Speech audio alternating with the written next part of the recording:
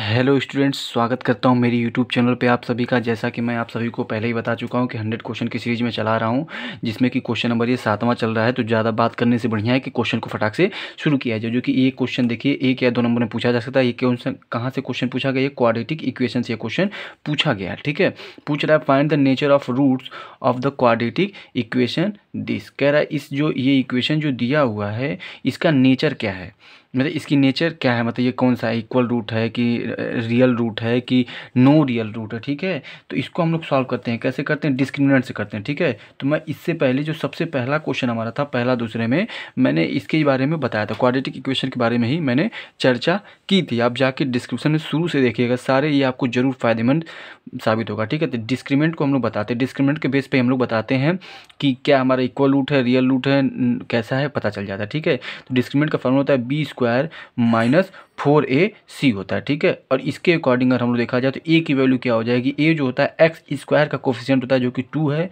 और b क्या होता है आप देख सकते हैं। b किस क्या है?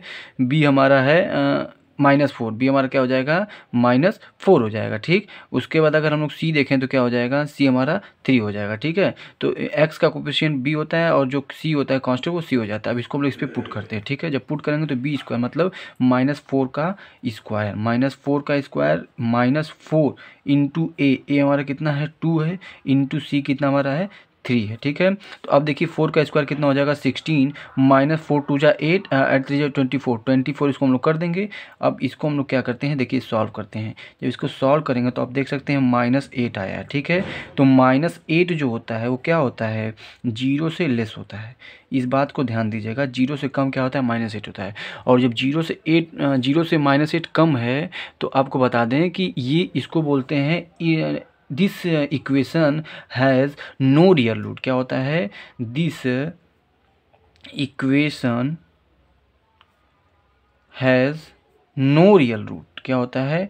नो रियल रूट होते हैं। ठीक है, तो अगर यही चीज़ अगर 0 से बड़ा होता, मान लीजिए +8 होता है, तो हम लिख सकते थे this equation has real root, 2 distinct real root, मतलब अलग अलग रूट मिलेंगे। ठीक है, और अगर यही इक्वल होता है तो हम लिख सकते थे टू इक्वल रूट हमको मिलेंगे। ठीक है, तो ये तीन कॉन्सेप्ट होता है, इसको 3 उससे ज़्यादा भी होते हैं लेकिन 3 की जरूरत पड़ती है। तो आप इसको ध्यान से अच्छे से देख लीजिएगा कि this equation has no real root. तो इसका नेचर क्या है? इसका यही नेचर है कि this equation has no real root होता है। ठीक है, इसमें 3 कंडीशन बनती है, D is equal to 0, D is less than 0 और डी इज ग्रेटर देन 0, जो कि ये वाला कंडीशन बन रहा है जिसमें कि हम लोग क्या बोलते हैं कि नो रियल रूट होता है। ठीक है, तो मेरे चैनल पर नए हैं तो मेरे चैनल को लाइक करें, शेयर करें और सब्सक्राइब करें, ज़्यादा से ज़्यादा लोग पहुँचाएँ। बहुत बहुत धन्यवाद।